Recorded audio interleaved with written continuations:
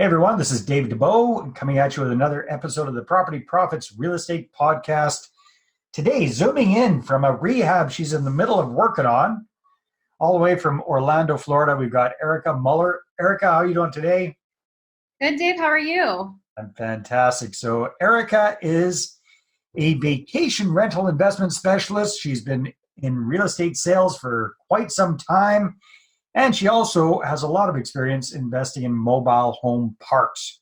And she has a portfolio of mobile home parks as well. So very, very interesting real estate journey. I'm definitely looking forward to diving into it. And it sounds like you're also doing rehab type stuff. So do you do flips too, or are you Yes. working on one of your vacation rentals? No, this is a flip. It's actually it's a manufactured home flip, and there's a lot of money in these. So that's what we're working on right now. Is this in one of your parks, or is this something that that you do on the side as well? No, it's just this is actually in a totally different market than my parks. This one is in Astatula, Florida. And we get these every now and then, as either fire sales, bank owned, stuff like that. So this one we picked up for $60,000. We're going to be putting, we put about 10 into it. We're selling it for $135. And it's a quick, easy flip. Nice. Yeah. So it sounds like you must have quite a team. I mean, you're doing a bunch of different strategies, different markets. Plus, are you still a realtor yourself as well? Is that correct? Yeah, I mean, I work mainly now with fund clients or investors moving 1031 money at a certain price point. And I have a team of real estate agents that I've trained to sell vacation rentals under my system of selling them. So, my clients I'm very choosy with because my time is, limited. Mm-hmm. So I'm still working with certain individual clients, yes. All right, well, maybe let's start with the vacation rental business, because that's interesting for a lot of people. So why don't you tell us very, very briefly, how did you get into that, and what do you do with that now, and how do you set things up with your clients for these kind of properties? Yeah, of course. So I got into that back when the world was falling apart. The real estate collapse happened, and there was nobody buying or selling real estate. It was just bad. And I had to find a way to make money. And at the time, it was just it was a survival move.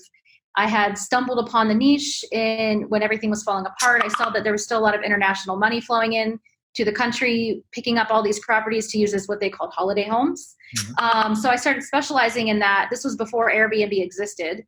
And then 2 years later, Airbnb hit the scene. The whole market exploded. I already had a sales system for this. I already knew these investments like the back of my hand.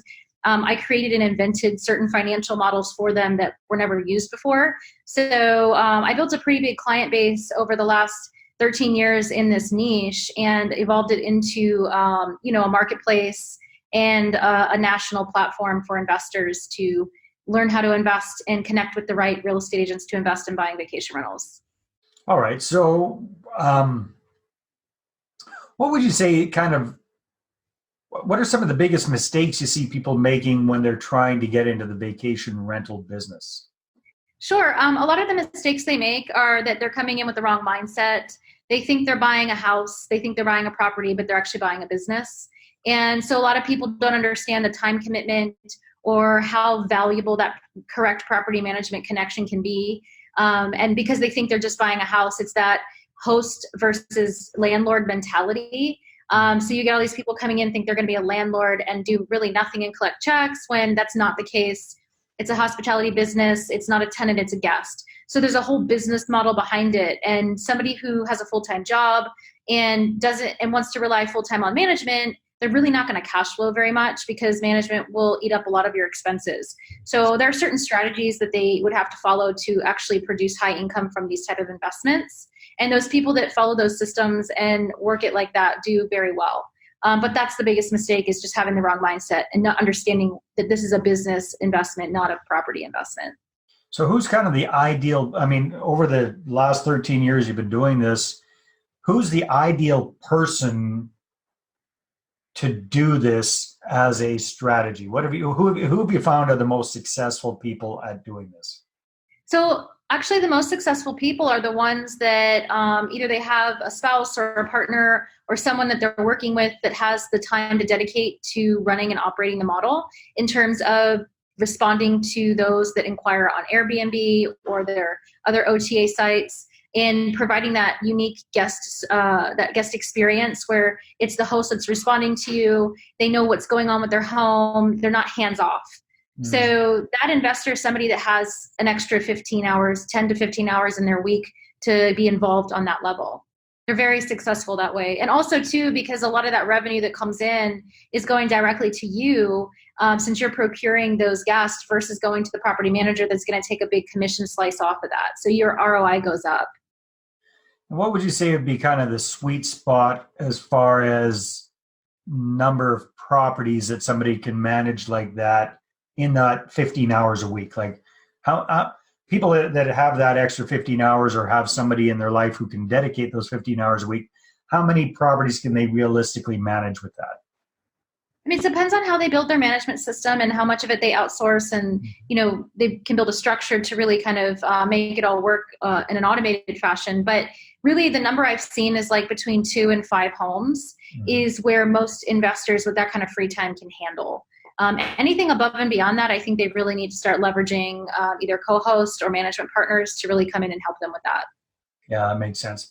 So in that 3 or 4 home, I know, and obviously it's every market's different and every property's different and all that kind of stuff. But generally speaking, what are you seeing people or your clients getting as cash flow on these kind of properties? Yeah, as far as cap rates concerned. Yeah. Oh, what was that last part? Sorry. Sorry, if they're doing the management, at least a good chunk of it the way you're talking about there. Yeah, I mean, for cap rate, it's like between 6 and 10%. I've heard of owners doing better than that. I haven't seen it on paper, but I've heard people talk about it, right? So my clients, my investors, the numbers I run and the properties I analyze, I tell people to consider between 6 and 10% cap being a good return for a vacation rental that they're going to be involved in. Cash on cash return, upwards of 15. So it just depends on, again, like you said, the market, the price point they're at, the number of bedrooms. There's a sweet spot in every single market. So if you buy outside of that sweet spot, it doesn't really matter what market you're in, you're going to be capped off at what you can really make. So it's super important to know the market you're buying in and what the sweet spot is in that market to really maximize that. And again, there's people doing better than 6 to 10. So I've heard, I'm just saying what I've actually seen and analyzed, it's like 10 is on the high side. All right, cool. So Erica, very, very interesting that you're a specialist in that, but you also do a lot of other stuff, including mobile home parks. Were you involved in mobile home parks before the vacation rentals, or did that come after? No, actually that came after. Okay, so how did that happen? Yeah, so actually my husband and I lost everything when the real estate economy kind of collapsed, when everything collapsed back in the big, I think it was even for a little bit before then for us because we were in South Florida, but it was bad. And so we lost everything. I got into vacation rentals, like I said, as a survival mode to begin with. And then I evolved it into something I love doing. But it took us a few years to kind of save money back up. And once we finally were able, we lived a very lean lifestyle, didn't live fancy, kept our living expenses way below what we could afford. So we could save the money up to buy our first mobile home park. It was actually supposed to be self-storage. We always wanted to invest in self-storage. But when we started analyzing the numbers and looking at the capital investment to get started to be where we wanted to be with cash flow returns on self-storage, it was a lot higher of a capital investment than it was to get into mobile homes for that same return we were looking for. So we decided the mobile home park was the way to go. And it was the best decision we ever made because now we have 4 of them and they're large parks. They're doing really well. And that's all we buy now.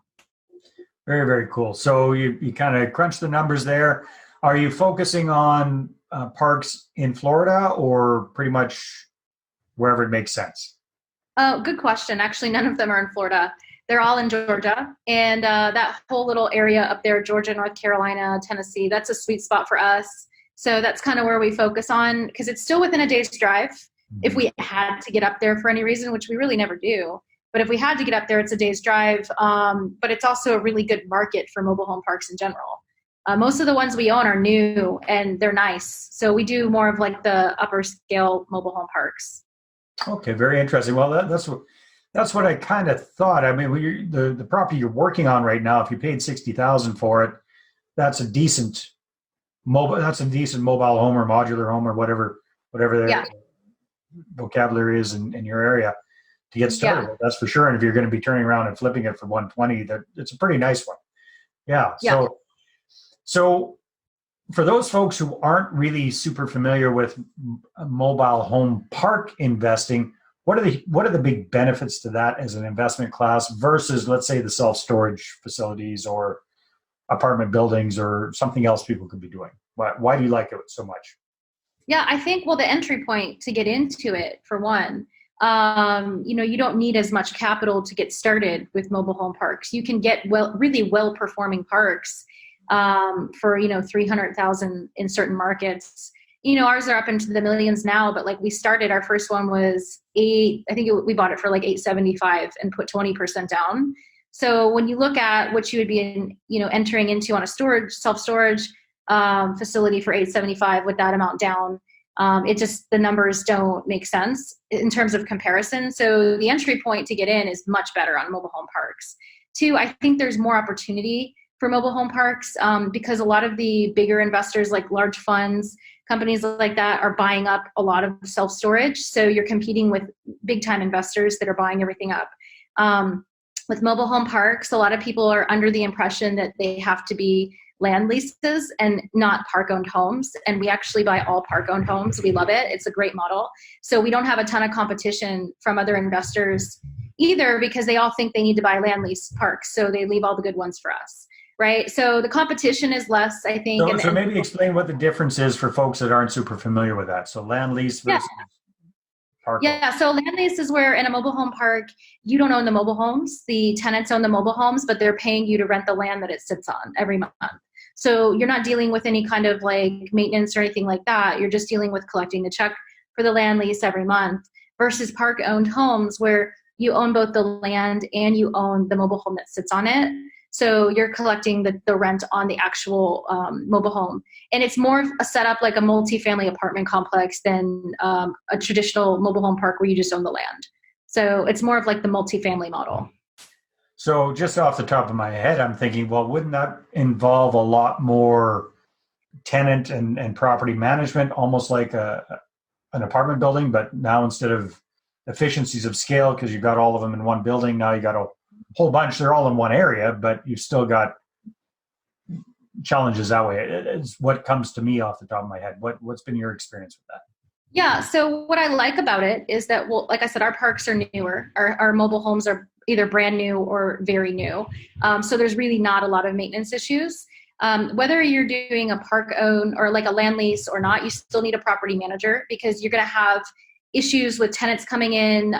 You get a lot, I hate to use this term, but you get a lot of like meth houses in mobile home parks that are doing land leases because there's really no overall like qualification of who moves in because you're kind of detached from that process. So when we first bought can't really get into the homes because you don't own them, right? Right. So it's a lot more. You don't own them. You have no rights to get in or anything. So we can evict someone, get them out within a week to 2 weeks. Georgia has very friendly landlord laws. If the tenant is causing any problems in the park, we get them out. On land leases, it's a little more difficult to get people out of your park. The very first park we bought, there was 2 lots in there that were land lease. And they gave us more problems than any other home that we owned in there, mobile home that we owned. So we immediately got them out as soon as we could, and we put our own mobile homes on there. And it cost us $3,000 just to get one of those homes out because the tenant abandoned it, and it was old and it was falling apart. We couldn't get anyone to take it away for free, so we actually had to spend money to get it out of there. Yeah. So I don't ever want to deal with properties I don't own or tenants I can't qualify to come into the park, because if you're trying to run a high-end park, you need to make sure that the tenants are background checked, screened. You don't want pedophiles moving in. You don't want criminals moving in. You want to keep the park nice because that's how the rents stay up. There's a lot of people looking to live in nice mobile home parks. So we actually had one park where we had a tenant that there was a shooting and it was bad. And it was in a really nice high-end park. We got that tenant out right away, and we moved a local cop in there, and we gave them half off their monthly rent. Now there's a police officer living in there, and we have no problems. If that was not our mobile home and we didn't have control over the lease, it would have been very difficult for us to do that, and the park would have degraded really fast, and so would have our rents. That makes all sorts of sense. You're the first person I'm aware of that's focusing on that kind of mobile home park. I'm actually kind of Ashamed to say it, I didn't even know those kind of existed. I thought they were all land lease type parks. So Oh, no, very, yeah, very there's interesting. plenty of parks out there, and the returns are incredible. I mean, they're ridiculous what we're So getting. just to get an idea, that one that you bought for 875, how many units were in that park? Yep. So it was a smaller park. There were 17 units. Uh-huh. And then there was also more lots for us to add on to, which we did. There was about 4 more lots. So we filled it to capacity. And, that was our starter property is what you would call it. Now we've increased the value of that park, upwards of 1.4, 1.5 based on the cap rate we got it up to. So there's also a lot of opportunity to buy them at a lower price point, increase the rents, do your value adds, and then sell it at a much higher price point. So there's, park flipping is another business we're getting involved in too, is buying these parks that are underperforming, doing all the value adds, and then flipping them and selling them off to larger funds that want to buy them at a lower cap rate. So it's a good market too. And I'm just thinking off the top of my head, one of the big advantages to a park like that versus a 20-unit apartment building would be that you can literally just replace a unit as needed versus having to rehab the entire building kind of thing, right? So, I mean, if you, like you say, you had those two lots that were leased out, got rid of those, got brand new, really nice units in there, I'm sure with great financing options Yeah. also. Yeah, much easier to kind of plug and play. Yeah, much easier. I mean, it's just, you deal with it on a case by case basis, and we have an excellent management partner. So, a lot of it we don't even have to see or deal with, but we definitely are involved. My husband got his dealer's license to sell mobile homes. So now he can sell actual new mobile homes. So we're getting them at cost as well. So it's just great all around. And we help a lot of people get started in this and, buy parks, things like that. So it's been fun, and we love it, and we're going to keep buying more parks. That makes sense. Erica, time flies when we're having fun. If people want to find out more about you and what you're up to, what should they do? They can go to vrolio.com, V as in Victor, ROLIO.com, sign up, create a free account, connect with me there, and we can set up a time to catch up or connect. But that's our vacation rental investment marketplace where they can look at all the vacation rentals for sale nationwide, what their pro formas look like, etc. So that's the best place to find me. Perfect. Very good. Well, thank you so much for your time. Good luck with the renos and the flip on this modular home, mobile home that you're working on right now. And thanks for sharing some of your wisdom. Thank you for your time, Dave. My pleasure. All right, everybody, take care. We'll talk to you on the next episode. Bye-bye. Well, hey there. Thanks for tuning into the Property Profits podcast. If you like this episode, that's great. Please go ahead and subscribe on iTunes. Give us a good review. That'd be awesome. I appreciate that. And if you're looking to attract investors and raise capital for your deals, then I'm going to invite you to get a complimentary copy of my newest book, right back there. There it is. The Money Partner Formula. You can get a PDF version at investorattractionbook.com. Again, investorattractionbook.com. Take care.